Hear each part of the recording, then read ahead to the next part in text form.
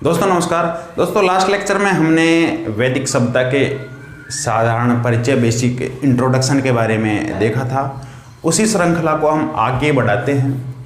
दोस्तों वैदिक सभ्यता के बारे में हमने ये बात देखा था कि जो आर्य लोग थे वो ईरान के जरिए आए थे।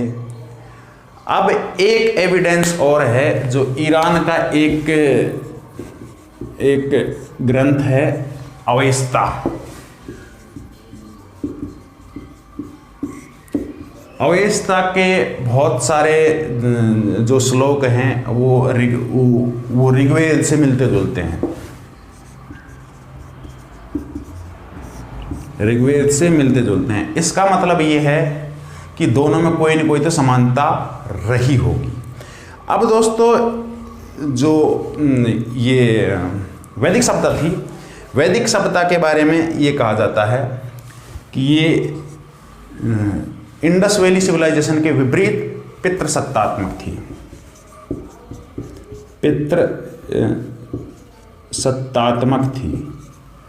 पितृसत्तात्मक थी और वैदिक सभ्यता आपको पता है मातृसत्तात्मक थी।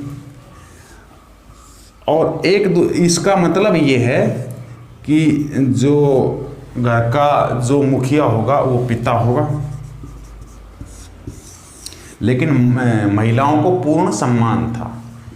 और इसके बारे में ये बात कही जाती है कि जो मूल वंश का जो सामाजिक व्यवस्था थी, सामाजिक व्यवस्था में जो इकाई हुआ करती थी सामाजिक व्यवस्था की, वो मूल वंश हुआ करता था। मूल वंश जिसे गोत्र भी कहा जाता है, गोत्र जिसे इंग्लिश में क्लैन कहते हैं, CLAN, इंग्लिश में क्लैन कहते हैं। अब गोत्र व्यवस्था का अपने आप में बहुत महत्व हुआ करता था। दोस्तों मैं ये गोत्र व्यवस्था के बारे में एक इंटरेस्टिंग फैक्ट बताना चाहता हूँ आपको मैं, कि जो एक गोत्र व्यवस्था है ना, गोत्र व्यवस्था इसे क्लैन सिस्टम कहा जाता है, क्लैन सिस्टम कहा जाता है। और क्लैन का एक दूसरा सिनोनिम ब्लड भी होता है। जो गोत्र व्यवस्था है ये इतनी वैज्ञानिक है, जैसे आपने सुना होगा सगोत्रीय विवाह, कई बार अखबारों में न्यूज में चर्चा में आ जाता है। तो आपको पता होगा हिंदुओं में सगोत्रीय विवाह नहीं होता है, अपवाद जातियों को छोड़ करके। जो सगोत्रीय विवाह, अब आपने ये बात देखा होगा कि हमारे गांव में अनपढ़ से अनपढ़ आदमी भी सगोत्रीय विवाह को समर्थन नहीं करते हैं। अब वो नहीं करने के पीछे की कहानी क्या है? विज्ञान का एक सब्जेक्ट होता है जेनेटिक्स, जिसे आपने नाम सुना होगा जेनेटिक्स। जेनेटिक्स का मतलब होता है आनुवंशिकी। जो सगोत्रीय विवाह नहीं करने के पीछे जो रहस्य है, जो हिंदू धर्म में इसको क्यों महत्व दिया गया गोत्र व्यवस्था को, उसके पीछे प्रमुख कारण बताता हूं मैं आपको। गोत्र व्यवस्था का क्या महत्व होता है? गोत्र व्यवस्था इस बात का प्रतीक है कि आप इस मूल के हो, मूल या वंश, है ना। और जेनेटिक्स की एक खास बात होती है कि यदि इन ब्लड रिलेशनशिप होता है, इन ब्लड रिलेशन का मतलब होता है सगोत्रीय विवाह। यदि सगोत्रीय विवाह होता है तो जो आनुवांशिक विकार हैं, आनुवंशिक जो विकार हैं, उनकी बढ़ने की संभावना प्रबल हो जाती है। वो प्रबल किस लिए होती है? उसके लिए आपको एक थोड़ा सा विज्ञान का पक्ष जानना पड़ेगा। XY ये मेल है और XX ये फीमेल है। ये मेल का सिंबल है, ये फीमेल का सिंबल है। अब ये अननोन है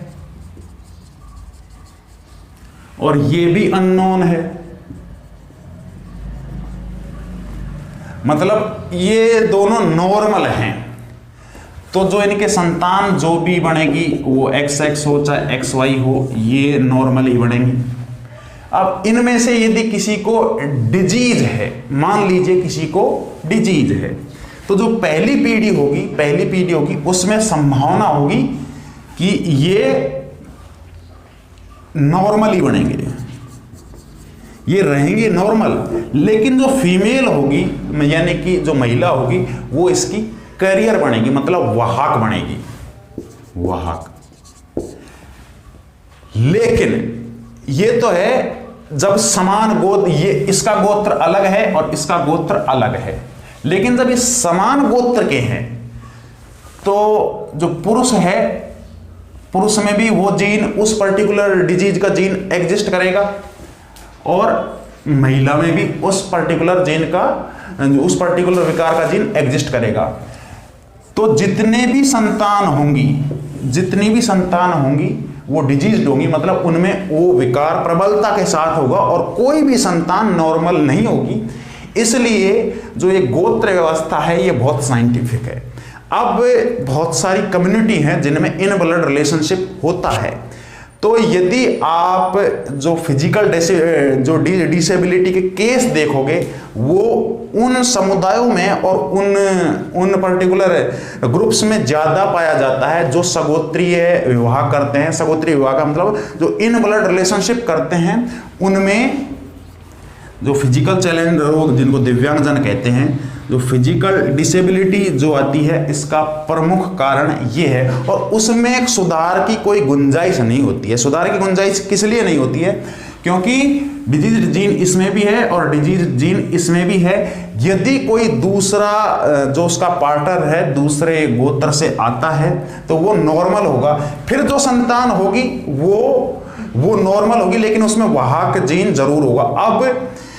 अब यदि वो फिर से यदि इन ब्लड रिलेशनशिप बना लेंगे तो फिर से तीसरी पीढ़ी में जो संतान है उसमें वो जो रोग है वो प्रभावी हो जाएगा। इसलिए सगोत्रीय विवाह नहीं करना चाहिए, क्योंकि इससे जेनेटिक्स का जो पैटर्न होता है, जेनेटिक्स की जो हायरार्की होती है वो खराब होती है। तो आप इस बात से अंदाजा लगा सकते हैं कि जो हमारी वैदिक सभ्यता थी वो कितनी साइंटिफिक थी।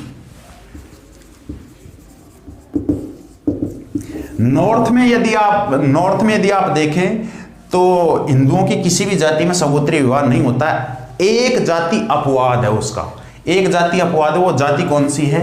जागा एक जाति होती है, जागा। अब जागा कौन होते हैं?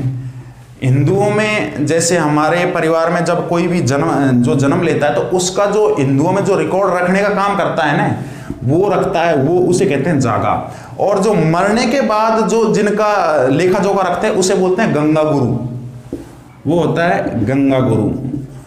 और वो गंगा जी के जो आसपास जो जहाँ पर अस्थियों को लेकर जाते हैं तो वहाँ पर वो मिलते हैं, तो वो पूरा रिकॉर्ड रखते हैं।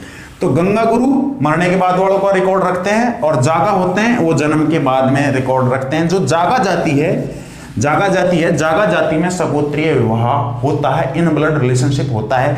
लेकिन वर्तमान में ये बहुत थोड़े से हैं, ये माइनॉरिटी में है। इसीलिए इनकी मजबूरी है इन ब्लड रिलेशनशिप करना। इसके पीछे कोई और वो नहीं है। इसके पीछे प्रमुख वजह क्या है? इनके पहले इन ब्लड रिलेशनशिप नहीं होता था, लेकिन इन्होंने इन ब्लड रिलेशनशिप को अपनाया। किस लिए? क्योंकि इनकी संख्या बची नहीं है। तो अपने अस्तित्व को बरकरार रखने के लिए इन्होंने इन ब्लड रिलेशनशिप अपनाया है। वरना जो हिंदू हैं, नॉर्थ में हिंदुओं में इन ब्लड रिलेशनशिप नहीं होता है। ये सिर्फ एग्जिस्टेंस को बचाने के लिए होता है।